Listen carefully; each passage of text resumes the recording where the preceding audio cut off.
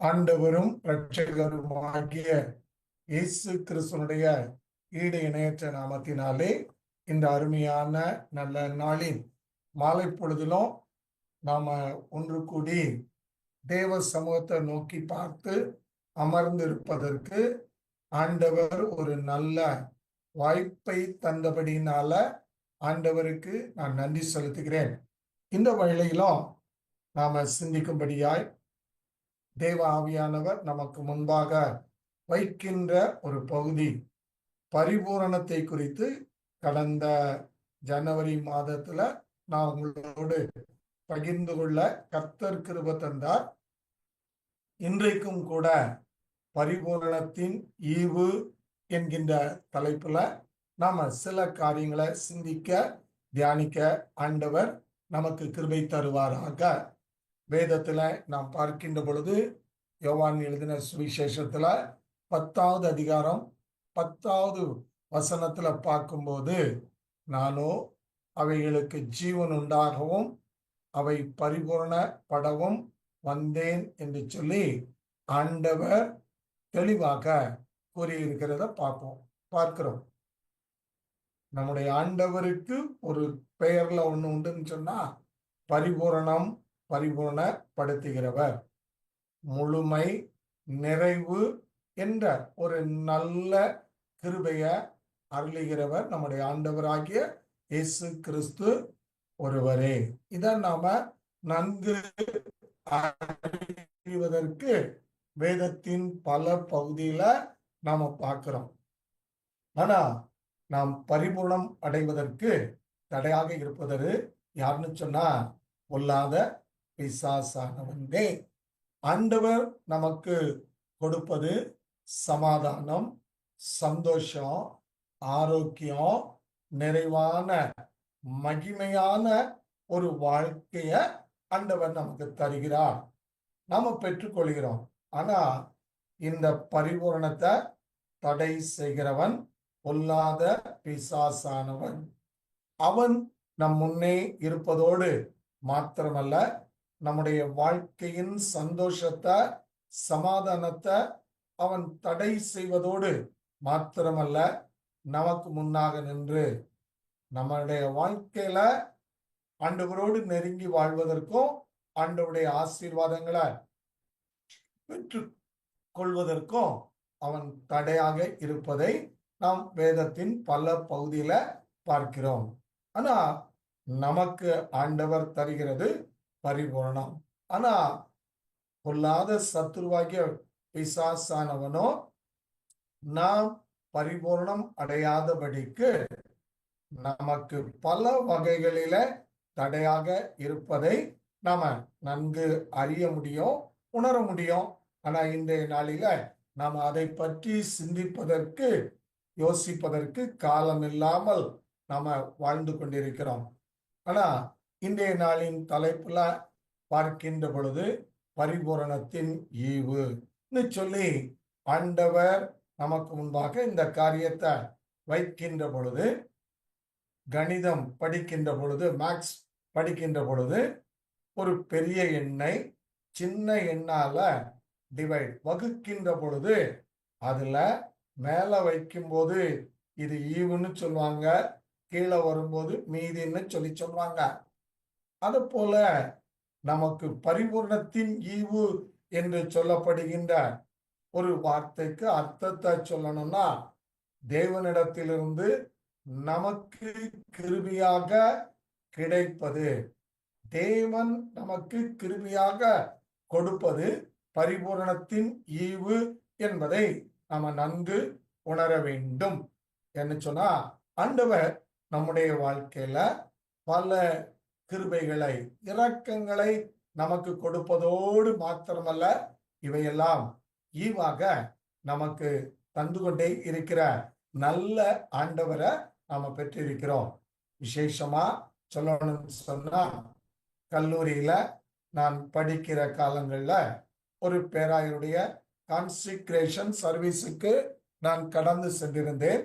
அப்பொழுது அந்த பேராயரை கான்சிக்ரேட் பண்ணும்போது மற்றவர்கள் மாடரேட்டர் சொன்ன காரியம், இவர் தேவனுடைய ஈவு என்று சொல்லி சொல்லும்போது அன்னைக்கு அந்த வார்த்தையினுடைய மகிமையை நான் உணரல. ஆனா பின்னான காலகட்டத்துல பார்க்கும்போது தன்னுடைய ஜனங்களை வழி நடத்த, தன்னுடைய ஜனங்களை ஆண்டவருக்கு நேராக நடப்பதற்கும் வழி நடத்துவதற்கும் பாதை காண்பிப்பதற்கும் தேவன் ஒரு மனிதனை கொடுத்திருக்கிறார். அவர்தான் தேவனுடைய ஈவு என்பதை பின்னான காலகட்டத்துல நான் அறிய உணர முடிகிறது. ஆகையினால தேவன் ஒரு காரியத்தை நமக்கு ஈவாக தருகிறார் என்று சொன்னால் அது நம்மை வழி நடத்துவதற்கும் நாம் சரியான பாதையில கடந்து செல்வதற்கும் அது இருக்கிறபடியினால் இது பரிபூரணத்தின் ஈவு என்பதை நாம் நன்கு உணர்ந்து கொள்ள வேண்டும். அப்படியே நாம இந்த நாளிலும் பரிபூரணப்படுத்துகின்ற ஆண்டவர் நமக்கு ஈவாக என்ன தருகிறார் என்பதை நாம் உணர்கின்ற பொழுது, முதலாவதாக பார்க்கின்ற பொழுது ஆண்டவர் ஈவாக முதல்ல நமக்கு தருகின்ற ஒரு காரியம், நமக்கு ஒரு உன்னதமான வாழ்வை தருகின்றார். பரிபூரணத்தின் ஈவு என்பதற்கு முதல்ல நாம் அறிந்து கொள்ள வேண்டிய ஒரு காரியம், நாம் உன்னதமான ஒரு வாழ்வை ஆண்டவரிடத்தில் பெற்றுக்கொள்கிறபடியினால ஆண்டவர் நமக்கு கொடுக்கிறார். பரிபூரணத்தின் ஈவுல முதல் காரியம் பார்க்கின்ற பொழுது நாம் அறிந்து கொள்ள வேண்டியது உன்னதமான ஈவு. இதற்கு ஆதாரமாக நாம் வேதத்துல நாம் பார்க்கின்ற பொழுது 1 கொரிந்தியரின் புஸ்தகம் 2வது அதிகாரத்துல 9, 10 வசனங்களை நாம் வாசிக்கின்ற பொழுது அதுல சொல்லப்பட்டிருக்கிற காரியம், தேவன் தம்மில் அன்பு கூறுகிறவர்களுக்கு ஆயத்தம் பண்ணினவைகளை கண் காணவும் இல்லை, காது கேட்கவும் இல்லை, அவைகள் மனுஷனுடைய இருதயத்தில் தோன்றவும் இல்லை, நமக்கோ அவைகளை தமது ஆவியினாலே வெளிப்படுத்தினார். அந்த ஆவியானவர் எல்லாவற்றையும் தேவனுடைய ஆழங்களையும் ஆராய்ந்திருக்கிறவர் என்பதை நாம இந்த இடத்துல பவுல் அப்போஸ்தலன் எழுதியிருக்கிறத பார்க்கிறோம். அப்போ தேவன் நமக்கு கொடுக்கின்ற மேலான ஒரு காரியம், அவர் மேல நாம் அன்பு செலுத்துகின்ற பொழுது நமக்கு ஆண்டவர் கொடுக்கின்ற ஒரு மேலான காரியம் என்னன்னு சொல்லி பார்க்கின்ற பொழுது உன்னதமான வாழ்வு. உன்னதமான வாழ்வு. இந்த உன்னதமான வாழ்க்கைய யார் தர முடியும்னு சொல்லி பார்த்தோம்னா ஆண்டவராகிய இயேசு கிறிஸ்து ஒருவர் மாத்திரமே இந்த உன்னதமான வாழ்க்கைய நமக்கு தர வல்லவரும் நல்லவருமாய் இருக்கிறபடினால இந்த இடத்துல பவுல் சொல்ற காரியம்தான், நாம் அவரில் அன்பு கூறுகின்ற பொழுது அவர் கொடுக்கிறவைகளை கண் காணவும் இல்லை, காது கேட்கவும் இல்லை, அவைகள் மனுஷனுடைய இருதயத்தில் தோன்றவும் இல்லை. அப்போ என் ஆண்டவர் மேல அன்பு செலுத்துகின்ற பொழுது, என் ஆண்டவருடைய அன்பை உணர்ந்து என் ஆண்டவருக்குள்ளாக நான் இருக்கின்ற பொழுது தேவன் எனக்கு கொடுக்கிறது என்னன்னா பரிபூர்ணமான ஒரு வாழ்வை எனக்கு அவர் கொடுக்கின்றார். உலக வாழ்க்கையில வாழ்ந்து கொண்டிருக்கிற மனிதன் எப்பொழுது பரிபூரணத்தை அடைகின்றான் என்று சொல்லி பார்க்கின்ற பொழுது நாம வேதத்துல நாம தெளிவா உணர வேண்டும் என்று சொன்னால், ஆண்டவர் இந்த உலகத்துல வாழ்ந்து தன்னுடைய இறுதியில சிலுவை மரத்துல மரிக்கின்ற தருவாயில தன்னுடைய ஆவிய யார் கையிலோ ஒப்பு கொடுத்தார்னா, பிதாவே உம்முடைய கைகளில் என் ஆவியை ஒப்பு கொடுக்கிறேன். பரிபூரணத்தின் ஈவு என்று சொல்லி நாம சிந்திக்கின்ற பொழுது நாம் பரிபூர்ணம் அடைஞ்சிட்டேன், சொல்லி நாம ஒரு உன்னதமான நிலைக்குள்ள வரணும்னா என் ஆவி கர்த்தருடைய கையில போனோம். ஆண்டவர் அதை நமக்கு செய்து காண்பித்ததோடு மாத்திரமல்ல, நிறைவான வாழ்க்கைய எங்க கொடுக்கிறான்னா மரண தருவாயில என் ஆவி அதை கொடுத்த ஆண்டவருடைய சமூகத்துக்குள்ளாக, ஆண்டவருடைய கரத்துக்குள்ளாக ஒப்பு கொடுக்கின்ற பொழுது உன்னதமான ஒரு வாழ்வு. இதத்தான் பவுல் அப்போஸ்தலன் இந்த இடத்துல சொல்லும் போது, நம்முடைய கண்கள்னால நாம் பார்க்க முடியாது, காது கேட்கவும் இல்ல, மனுஷனுடைய இருதயத்தில் தோன்றவும் இல்லை. ஆனா தேவன் அவைகளை தமது ஆவியினாலே வெளிப்படுத்தினார். அப்போ என் ஆண்டவர் இந்த உலகத்துல பரிபூரணத்தை சம்பாதித்து வைத்த ஆண்டவர் நமக்கு கொடுக்கின்ற மேலான ஒரு காரியம் ஒன்று உண்டென்று சொன்னால் உன்னதமான வாழ்வு. இரண்டாவதாக பார்க்கின்ற பொழுது, இந்த ஆண்டவர் பரிபூர்ணப்படுத்துகின்றவர், பரிபூரணத்தை நமக்கு கொடுக்கின்றவர். அவர் எனக்கு கொடுக்கின்ற ஒரு மேலான காரியம் என்ன என்று சொல்லி பார்க்கின்ற பொழுது, நாம் அவரோடு கூட வாழ்கின்ற ஒரு வாழ்க்கைய பார்த்தோம். ஆனா இரண்டாவது சொல்லுகின்ற பொழுது, அவர் என்னில் வாசம் பண்ணுகிறவர், அவர் என்னில் வாசம் பண்ணுகிற மேலான ஈவை தருகிறவர். இத நாம உணர்ந்து கொண்ட வேண்டும். ஏனென்று சொன்னால், இந்த உலக வாழ்க்கையில வாழ்ந்து கொண்டிருக்கிறோம் மனிதர்களாக. ஆனா ஒவ்வொரு மனிதனுடைய இருதயத்துக்குள்ளாகவும் பார்க்கின்ற பொழுது பல ஆசைகள், பல காரியங்கள் எனக்கு வேண்டும் என்று சொல்லி நாம் விரும்புவது உண்டு, அதை நாம் கேட்பதும் உண்டு.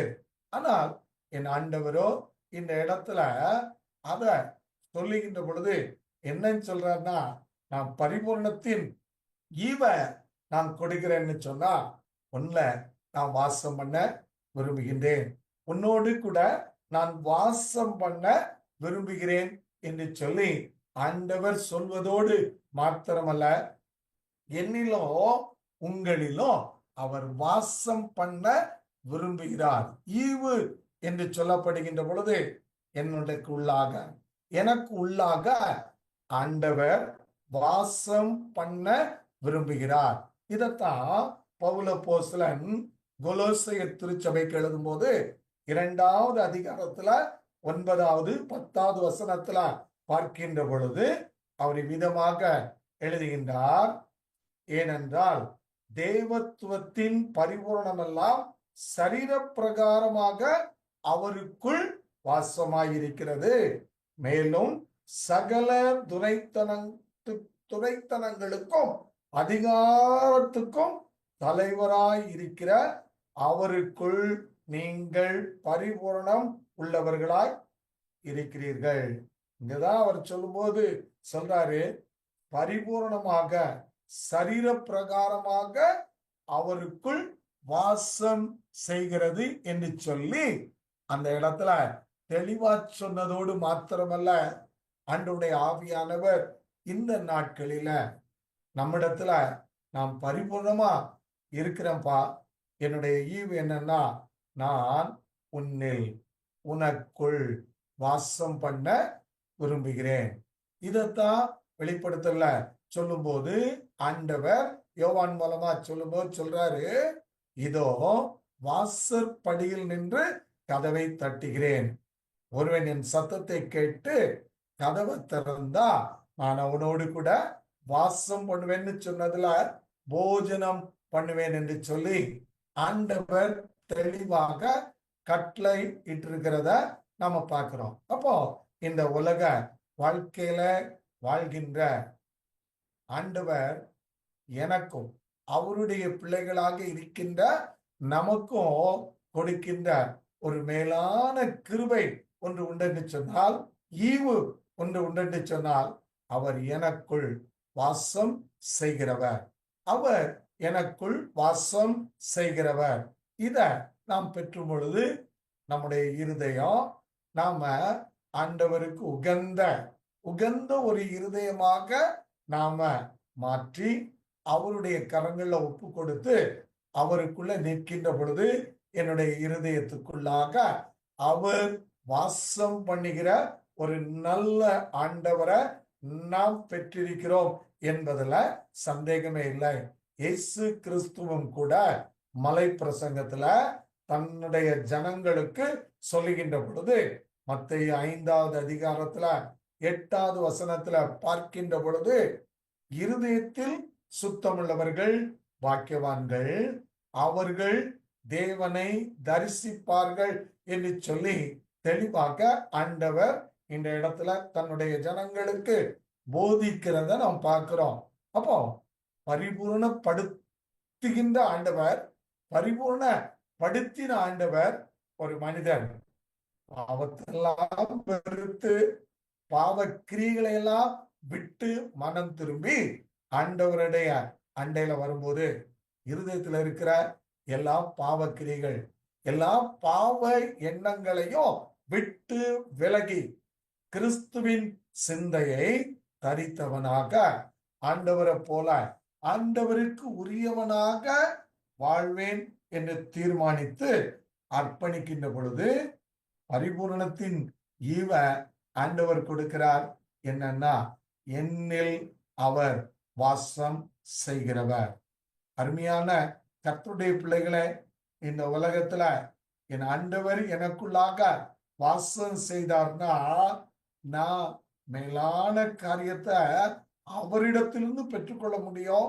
அவரால நாம் வழி நடத்த முடியும். எல்லாத்தையும் அவரால சுதந்திரிக்க முடியும். ஆனா என்னுடைய இருதயமோ அவர் தங்குகிற ஆலயமாக இல்லாதபடிக்கு அசுத்தம், பிசாசினுடைய எண்ணங்கள், பிசாசினுடைய கிரியைகள் எனக்குள்ள இருக்கும்னு சொன்னா பரிபூர்ணத்தின் ஈவாகிய அவர் எனக்குள்ளாக வாசம் பண்ணுவதற்கு பதிலாக சத்துரு பொல்லாத பிசாசானவன் எனக்குள்ள வந்து வாசம் செய்கிறான். ஆகையினால மனிதர்களாகிய நம்மை பார்த்து அவருடைய பிள்ளைகளின் மூலமா ஆண்டவர் கற்றுக் கொடுக்கிற ஒரு காரியம், பரிபூரணத்தின் ஈவு எனக்குள்ள என் ஆண்டவராகிய இயேசு கிறிஸ்து வாசம் பண்ணுகிறார். இத நாம மறந்துவிட கூடாது. இன்னைக்கு உலக வாழ்க்கையில வாழ்கின்றோம். எனக்குள்ள இருப்பது யார்? கொஞ்சம் சிந்தித்து பார்க்க அழைக்கப்படுகின்றோம். முதல்ல பார்த்தோம், உன்னதமான வாழ்வை தருவது பரிபூரணத்தின் ஈவு. இரண்டாவதாக பார்த்தோம், எனக்குள்ள ஆண்டவராகிய இயேசு கிறிஸ்து வாசம் பண்ணுகிறார். இது பரிபூரணத்தின் ஈவு. மூன்றாவதாக ஒரு காரியத்தை பார்க்கின்ற பொழுது பரிபூரணத்தின் ஈவு என்ன என்று சொல்லி பார்க்கின்ற பொழுது நமக்கு ஆண்டவர் கிருபையாக ஈவாக கொடுப்பது என்ன என்று சொல்லி பார்க்கின்ற பொழுது அப்போஸ்தலர் நடவடிக்கைகள்ல 1வது அதிகாரத்தின் 8வது வசனத்துல பார்க்கும்போது பரிசுத்த ஆவி உங்களிடத்தில் வரும் பொழுது நீங்கள் பலனடைந்து எருசலேமிலும் யூதேயாவிலும் சமாரியாவிலும் பூமியின் கடைசி பரியந்தமோ எனக்கு சாட்சிகளாய் இருப்பீர்கள் என்றார். அருமையான என் சகோதரனை சகோதரியே, இந்த மாலை வேளையில நாம் ஆண்டவருடைய சமூகத்துல கூடியிருக்கிறோம். இந்த ஆண்டவர் எனக்கு ஈவாக கொடுப்பது என்ன என்று சொல்லி பார்க்கின்ற பொழுது பரிசுத்த ஆவியானவரை எனக்கு ஈவாக கொடுக்கின்றார். யோவேல் தீர்க்கதரிசியின் புஸ்தகத்துல பார்க்கின்ற பொழுது அவர் தீர்க்கதரிசியின் மூலமா சொன்ன ஒரு காரியம், கடைசி நாட்களில நான் மாம்சமான யாவர் மேலும் என் ஆவியை ஊற்றுவேன். அந்த ஆண்டவர் அன்னைக்கு தீர்க்க தரிசனமா சொன்னார். இன்னைக்கும் தன்னுடைய ஜனங்கள் கூடுகின்ற வேளையில ஆவியானவர் ஜனங்கள் மத்தியில அவருடைய பிள்ளைகள் மத்தியில ஊற்றப்படுவதோடு மாத்திரமல்ல, பலவீனர்களையும் பலப்படுத்தி பயந்தவருடைய பயங்களையும் மாற்றி திடமாய் திட்டமாய் கர்த்தருக்கு சாட்சிகளாக நிற்பதற்கு நம்மை பலப்படுத்தி தைரியப்படுத்தி நம்மை ஆண்டவர் தன்னுடைய நாமத்தை மையப்படுத்துவதற்கு கருவிகளாக நாம் அவருக்கு பிரியமான பாத்திரங்களாக திகழ்வதற்கு ஆண்டவர் நமக்கு கிருபை தருகிறார். அப்போ இந்த பரிபூரணத்தின் ஈவு என்னன்னா, நமக்கு ஆண்டவர் தன்னுடைய ஆவியை தருகிறார். தன்னுடைய ஆவியை தருவதோடு மாத்திரமல்ல, நம்மை பலனடைய செய்வதோடு மாத்திரமல்ல, நம்மை அவருக்கு உகந்த ஒரு சாட்சியாக வைத்து, இன்னைக்கும் மனிதனே மகனே நீ எனக்கு சாட்சியாக வாழ வேண்டும் என்று சொல்லி பரிபூரணத்தை கொடுத்த ஆண்டவர் நமக்கு ஈவாக கொடுப்பது உன்னதமான தேவனுடைய ஆவி, பரிசுத்த ஆவி. ஆண்டவர் தீர்க்கதரிசியின் மூலமா சொன்ன இந்த ஆவியானவர் எனக்குள்ள வருவதோடு மாத்திரமல்ல, என்னை சாட்சியாக பூமியின் கடைசி பரியந்தம் என்னை சாட்சியாக எடுத்து நிறுத்துவதை நாம் பார்க்கிறோம். அப்போஸ்தலர் நடவடிக்கைகள்ல பார்க்கின்ற பொழுது 1வது அதிகாரத்துல அவர் எனக்கு சாட்சிகள்னு சொல்லி சொன்னார். 2வது அதிகாரம் 32வது வசனத்துல பார்க்கின்ற பொழுது அங்க சீஷர்கள் சாட்சி சொல்றாங்க, இந்த இயேசுவை தேவன் எழுப்பினார், இதற்கு நாங்கள் எல்லாரும் சாட்சிகளாய் இருக்கிறோம். சீடர்கள் கூடியிருந்தாங்க, கூடி ஆண்டவருடைய சமூகத்தை நோக்கி பார்த்தாங்க. ஆண்டவருடைய ஆவியானவர் அவர்கள் மத்தியில ஊற்றப்பட்ட பொழுது பெற்றுக்கொண்டவங்க முன்னால பயந்து கூடுனாங்க. ஆனா இங்க சாட்சிகளாக நின்று அறிக்கை செய்வதை நாம 2வது அதிகாரத்துல பார்க்கிறோம். அதே பார்க்கும்போது பின்னான அதிகாரம் 3வது அதிகாரம் 15வது வசனத்திலையும் பார்க்கின்ற பொழுது, ஜீவாதிபதியை கொலை செய்தீர்கள், தேவன் அவரை தேவன் மரித்தோரில் இருந்து எழுப்பினார், இதற்கு நாங்கள் சாட்சிகளாய் இருக்கிறோம். அதே ஆண்டவர் 4வது அதிகாரத்துல பார்க்கின்ற பொழுது 33வது வசனத்துல கர்த்தராகிய இயேசு கிறிஸ்துவின் உயிர்த்தெழுதலை குறித்து அப்போஸ்தலர்கள் பலமாய் சாட்சி கொடுத்தார்கள், அவர்கள் எல்லார் மேலும் பூரண கிருபை உண்டாயிற்றுன்னு சொல்லி இங்க அப்போஸ்தலர் நடபடிகளை எழுதின லூக்கா எழுதுவதை நாம் பார்க்கிறோம். அப்போ பரிபூரணத்தின் ஈவு என்ன என்று சொல்லி பார்க்கும்போது, நம்ம மேல, அவருடைய ஜனங்கள் மேல, அவருடைய பிள்ளைகள் மேல ஆவியானவர் ஊற்றப்படுவதோடு மாத்திரமல்ல, இந்த நல்ல ஆண்டவர் நம்மை நிரப்பி நம்மை அவருக்கு ஒரு சாட்சியாக நான் முன்னால பாவத்துல வாழ்ந்த, இப்ப பாவத்துல இல்லப்பா, என் ஆண்டவருக்குள்ள நான் இருக்கிறேன், பாவத்தை வெறுத்திருக்கிறேன், பாவ கிரியைகளை வெறுத்திருக்கிறாய், பாவ எண்ணங்களை வெறுத்திருக்கிறாய், பாவ சிந்தனைகளை வெறுத்து நான் இயேசுவை பின்பற்றி அவரோடு கூட அவரை பின் சென்று அவருக்கு சாட்சியாக இருப்பேன் என்பதற்கு ஆண்டவர் கொடுக்கின்ற ஒரு ஈவுதான் பரிசுத்த ஆவியானவர். இந்த அருமையான மாலை வேளையிலும் நாம ஒன்று கூடியிருக்கிறோம், தேவனுடைய பாதத்துல அமர்ந்திருக்கிறோம். ஆண்டவர் அருளுகின்ற இந்த ஈவாகிய 3 காரியங்களும் கிறிஸ்தவர்களாகிய நமக்கு மிக மிக அவசியம். இதத்தான் ஆண்டவர் தன்னுடைய தாசர்களின் மூலமா நமக்கு கற்றுக் கொடுக்கின்ற பொழுது பரிபூரணத்தின் ஈவு என்னன்னா, நமக்கு அருள்வது உன்னதமான வாழ்வு. 2வது, அவர் எனக்கு அருளுகின்ற ஒரு வாழ்வு, என்னில் அவர் வாழ்கின்ற ஒரு மேலான வாழ்வு. மூன்றாவது, என்னை அவருக்கு சாட்சியாக எடுத்து நிறுத்துகின்ற ஒரு வாழ்வு. ஆண்டவர் இந்த ஈவ நமக்கு கிருபையாக தந்திருக்கிறார்.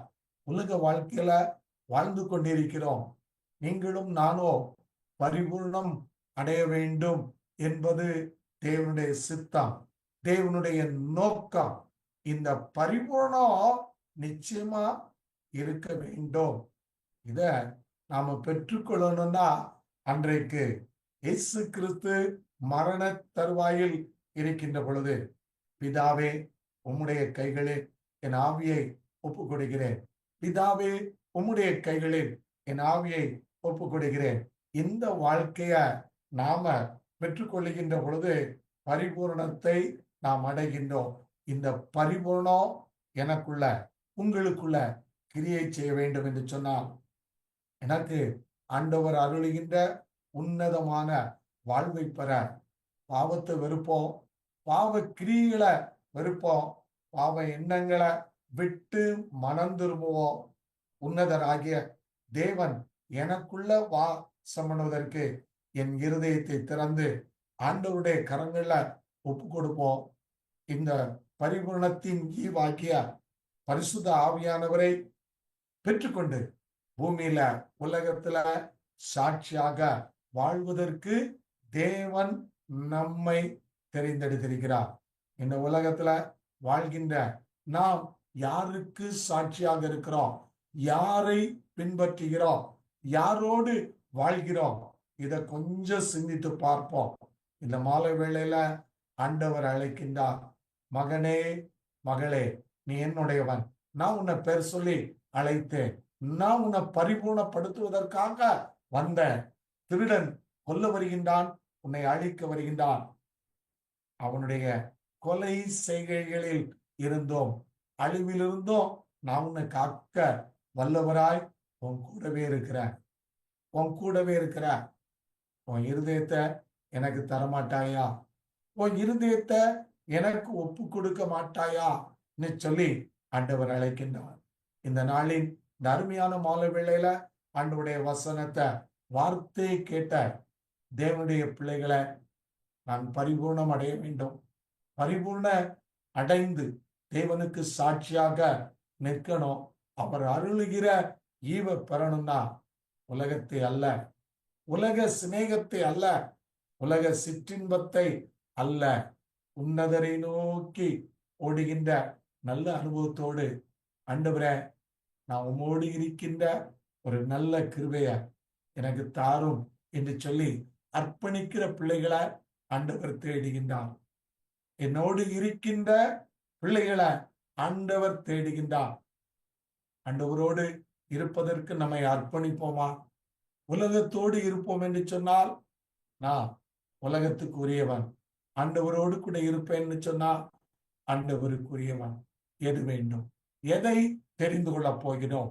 கிறிஸ்து இயேசு எனக்குள் இருக்கணும், கிறிஸ்து இயேசு எனக்குள்ள வாசம் பண்ணணும். எனக்குள்ள அவர் இல்லைன்னா விசாசனம் தான் இருக்கிறான், அவனுடைய கிரிகள் தான் இருக்குது. அதுக்கு கொஞ்சம் இடம் கொடுத்தோம்னா நிச்சயமாகவே நாம உன்னதமான வாழ்க்கைய இழக்கின்றோம். இத இந்த மாலை நேரத்துல இழந்து விடாதபடி நாம கர்த்தருக்குள்ள இருக்கணும், பரிபூர்ணம் அடைய வேண்டும் என்பதற்காகத்தான் ஆண்டவர் நம்மிடத்துல வந்து, மகனே மகளே, உன் இருதயத்தை நான் தட்டுறேன், இருதய கதவை தட்டுறேன், நீ இடம் கொடுப்பாயான்னு சொல்லி ஆண்டவர் கேட்கின்றார். நம்முடைய வாசல்ல நின்று தட்டும் போது சத்தத்தை கேட்போம், சத்தத்தை கேட்போம். ஆண்டவருடைய சத்தத்தை கேட்டு செயல்படுவோம்னா நாம மேலான ஆசீர்வாதத்தை பெற்றுக் கொள்வோம். இந்த உலகத்துல நாம் தைரியம் உள்ளவர்களாய், உலகத்துல பிசாசை ஜெயிக்கணும்னா எனக்கு தேவை பரிசுத்த ஆவியானவர். இத ஈவாக தந்திருக்கிறார். பெற்றுக்கொள்வோம், ஆண்டவரில் பலனடைவோம், ஆண்டவருக்கு சாட்சியாக இருப்போம்.